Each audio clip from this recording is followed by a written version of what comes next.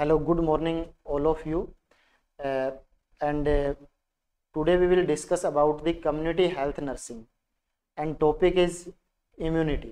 आज हम इम्यूनिटी के बारे में आप लोगों से डिस्कस करेंगे। साथियों, यूपीसीएचओ की आपकी बहुत सी क्लासें इस चैनल के माध्यम से आपसे डिस्कस की जा रही हैं। पिछली क्लास के अंदर हम वैक्सीन के बारे में आप लोगों से डिस्कस किया था। आज की जो हमारी क्लास है वो इम्यूनिटी के बारे में डिस्कस करेंगे। साथियों, यहाँ से यूपीसीएचओ कहें या बल्कि और भी एग्जाम में बहुत सारे क्वेश्चन आपसे पूछे जाते हैं। ये इम्पोर्टेंट टॉपिक है। तो आज का टॉपिक हम बिना कोई डिले किए हुए डिस्कस कर लेते हैं कि इम्यूनिटी है क्या। तो सबसे पहले तो आप लोगों को इम्यूनिटी के बारे में पता होना चाहिए कि इम्यूनिटी कैसे डेवलप होती है बॉडी में और कैसे काम करती है इम्यूनिटी। तो सबसे पहले तो आप सभी लोगों के माइंड में ये क्वेश्चन आ रहा होगा कि सर ये इम्यूनिटी किस चिड़िया का नाम है। तो भाई ये चिड़िया विड़िया नहीं है, ये आपकी बॉडी के अंदर पाई जाने वाली एक शक्ति का नाम है, एक पावर है जिसको आप लोग इम्यूनिटी बोल के चलते हैं। और ये इम्यूनिटी है ना, ये हमारे इम्यून सिस्टम के द्वारा मेंटेन की जाती है। तो इस इम्यून सिस्टम के द्वारा जो पावर मेंटेन की जाती है जिसको आप लोग इम्यूनिटी बोलते हैं, और ये पावर हमें रोगों से लड़ने के लिए मदद करती है, या मैं ये कहूँ कि रोगों को मारने में सक्षम बनाती है हमें। तो इसको आप लोगों ने क्या बोला, इम्यूनिटी बोला। तो यहाँ पे मैं इसकी डेफिनेशन बोल देता हूँ कि इम्यूनिटी, इस इम्यूनिटी की जो डेफिनेशन है वो लिख देता हूँ एक बार आप लोगों को कि it is a power of body, it is a power of body that formed by the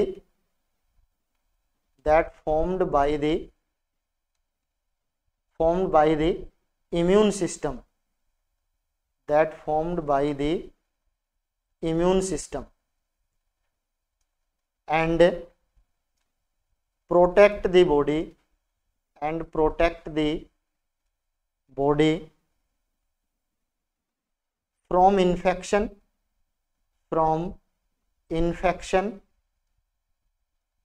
and disease, from infection and disease।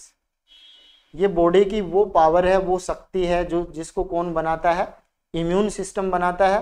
और ये हमें रोगों से लड़ने में, डिजीज को खत्म करने में हेल्प प्रोवाइड करती है, इसलिए इसको हमने इम्यूनिटी बोला।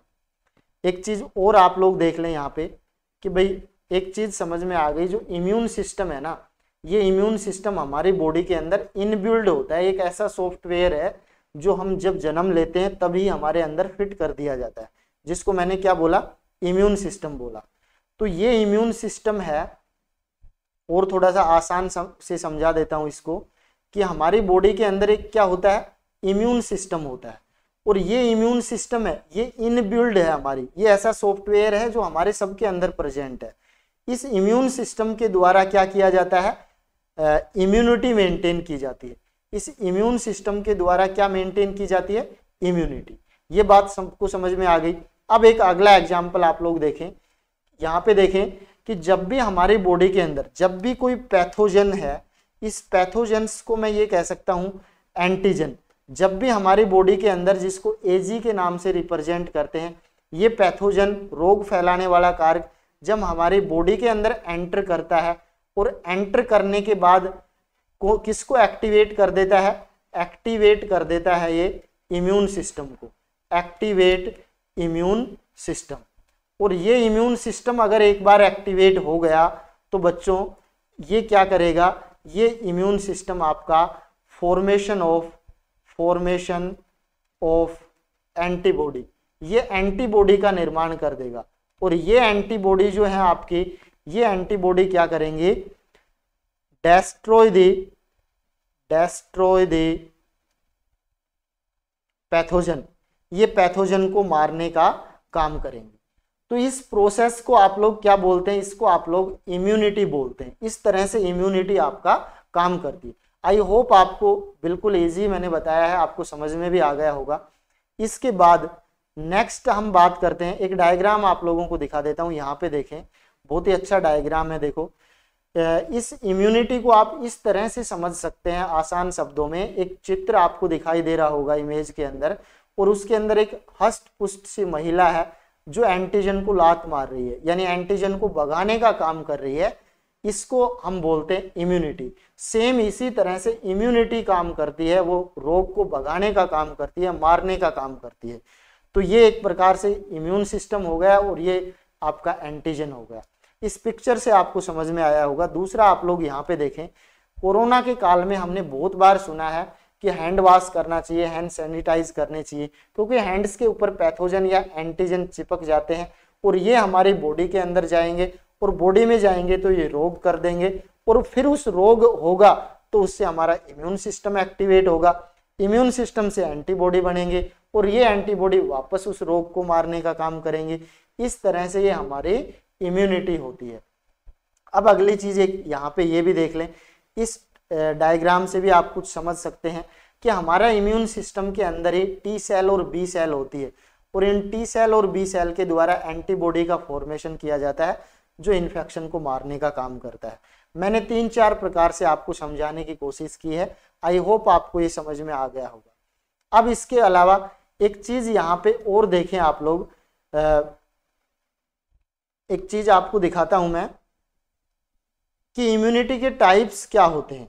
एक बार बच्चों यहाँ पे देखें आप, एक डायग्राम में आप लोगों को दिख रहा होगा immunity and its types. Immunity कितने प्रकार की होती है, इस डायग्राम को अच्छे से देखो। यहाँ से आपके इस टॉपिक का सबसे इंपॉर्टेंट पार्ट है और यहाँ से बहुत से क्वेश्चन आपके एग्जाम में पूछे जाएंगे। देखो इम्यूनिटी है, यहाँ पे इम्यूनिटी 2 प्रकार की हो सकती है, एक है इनेट इम्यूनिटी और एक होती है एडेप्टिव इम्यूनिटी। इस एडेप्टिव इम्यूनिटी को एक्वायर्ड इम्यूनिटी के नाम से भी जाना जाता है।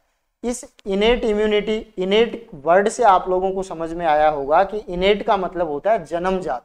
ऐसी इम्यूनिटी जो हमारे अंदर जन्म से ही प्रेजेंट होती है उसको हम इनेट इम्यूनिटी बोलते हैं। एग्जाम्पल सुन लीजिएगा, अगर किसी के माता पिता स्वस्थ हैं तो उसके बच्चे भी स्वस्थ होंगे और उनको रोगों से लड़ने में ज्यादा दिक्कत महसूस नहीं होगी, क्योंकि उनके अंदर कौन सी इम्यूनिटी प्रेजेंट है, इनेट इम्यूनिटी प्रेजेंट है। अब बात ये आती है बेटा कि ये इनेट इम्यूनिटी स्पेसिफिक भी हो सकती है किसी स्पेसिफिक डिजीज के प्रति या नॉन स्पेसिफिक भी हो सकती है। सभी डिजीज के प्रति लड़ने की क्षमता अच्छी रहेगी तो हम उसको नॉन स्पेसिफिक भी बोल सकते हैं, यहाँ पे नहीं लिखा गया है। दूसरा आप एग्जाम्पल यहाँ पे समझना, जिसको आप एक्वायर्ड इम्यूनिटी बोल रहे हैं बच्चों, जिसको आप एडेप्टिव इम्यूनिटी बोल रहे हैं। एडेप्टिव यानी बाद में एडेप्ट की जाती है, बाद में प्राप्त की जाती है, इसलिए इसको एक्वायर्ड। ऐसी इम्यूनिटी जो जन्म के बाद आफ्टर द बर्थ आप लोगों के अंदर प्राप्त की जाती है तो उसको आप एक्वायर्ड इम्यूनिटी बोलते हैं। ये कितने प्रकार की हो सकती है भाई, ये 2 प्रकार की हो सकती है। एक नेचुरल एक्वायर्ड इम्यूनिटी हो सकती है, एक आर्टिफिशियल एक्वायर्ड इम्यूनिटी हो सकती है। अब बात यह है, अगर आपने कोई इम्यूनिटी जन्म के बाद नेचुरल तरीके से प्राप्त की है तो वो नेचुरल एक्वायर्ड हो जाएगी। अगर आपने कोई इम्यूनिटी आर्टिफिशियल तरीके से जन्म के बाद प्राप्त की है तो वो आर्टिफिशियल एक्वायर्ड हो जाएगी। नहीं समझ में आया?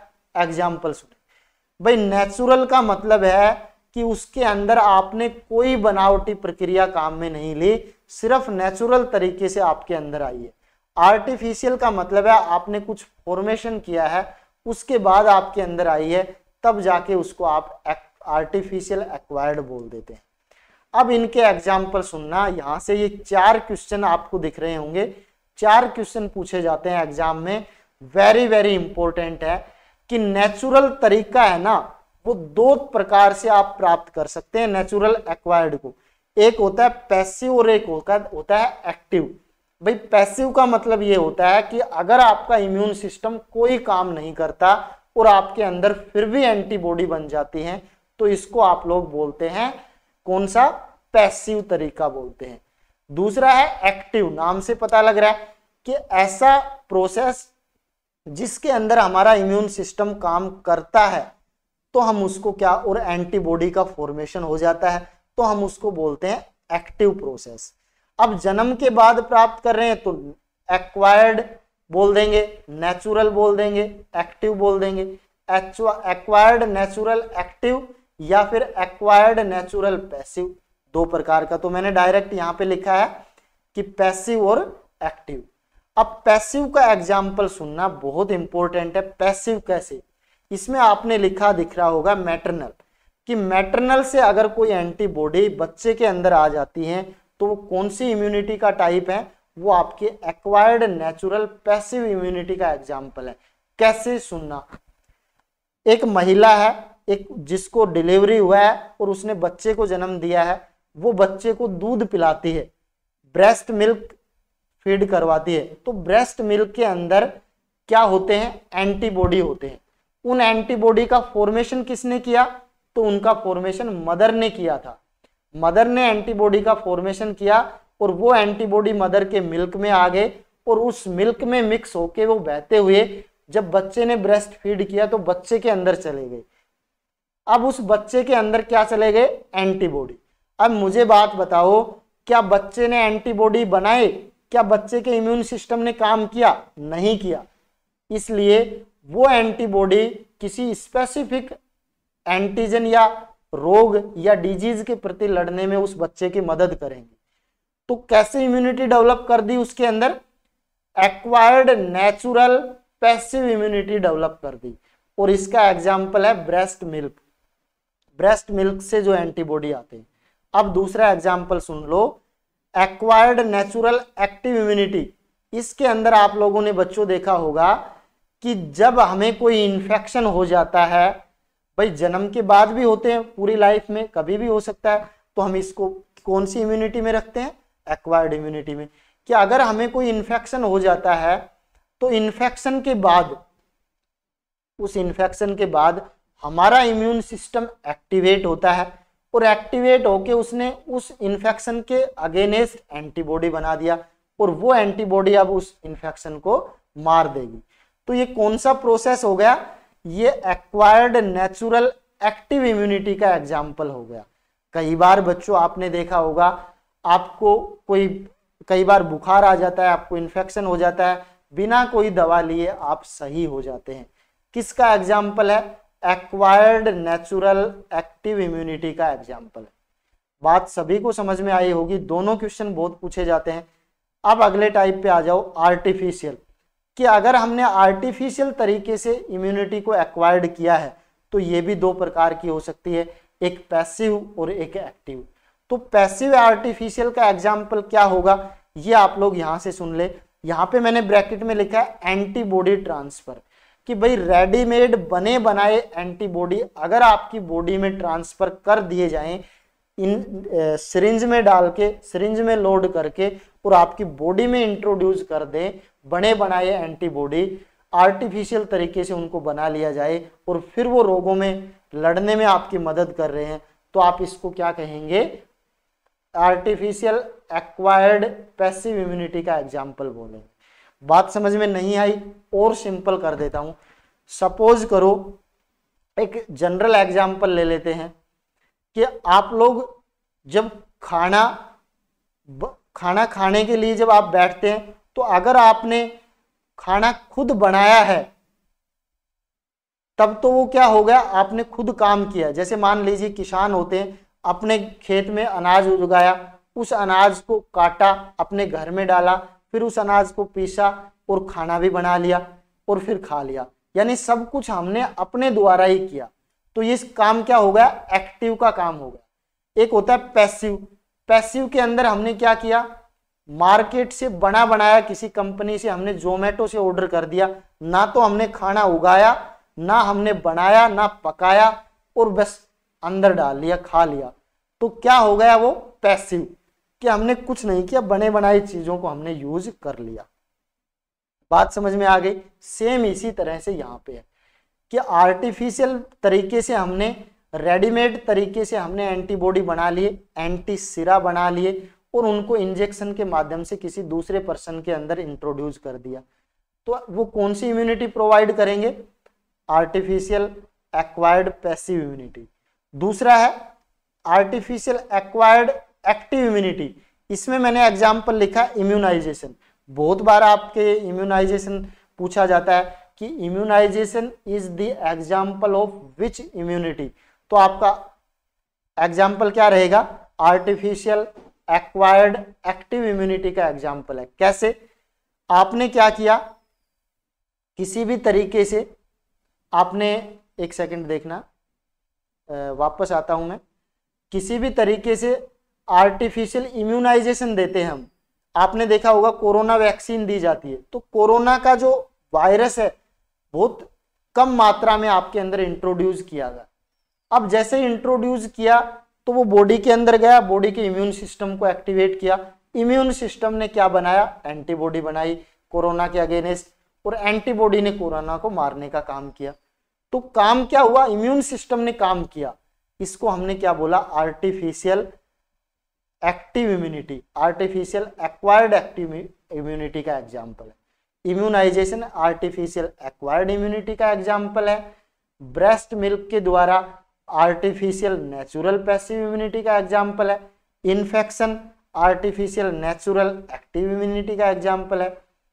उसके अलावा बने बनाए एंटीबॉडी डालना, ये आर्टिफिशियल एक्वायर्ड पैसिव इम्यूनिटी का एग्जाम्पल है। आई होप आप लोगों को ये समझ में आ गया होगा क्लासिफिकेशन की इम्यूनिटी क्या होती है। अब ये समझ में आ गया तो दो प्रकार से दो चीजें और आप लोग समझ लें कि ये बार बार एक क्वेश्चन आप लोगों के माइंड में आ रहा है। एक वर्ड होता है एक्टिव, एक्टिव इम्यूनिटी, और एक होती है पैसिव। तो ये एक्टिव और पैसिव का मतलब क्या होता है, तो आप लोगों को वैसे तो समझ में आ ही गया होगा। इस एक्टिव इम्यूनिटी के अंदर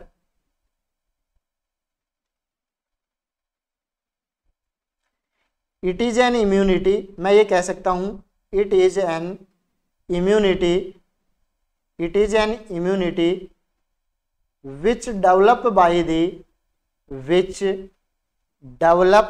the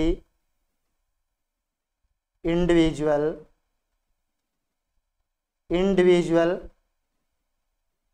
by a infection or disease, ये कह सकते हैं as a result of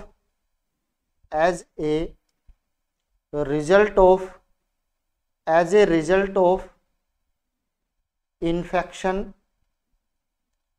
as a result of infection or disease, as a result of infection और disease के प्रति किसी में इम्यूनिटी डेवलप होती है तो उसको एक्टिव इम्यूनिटी बोला जाता है।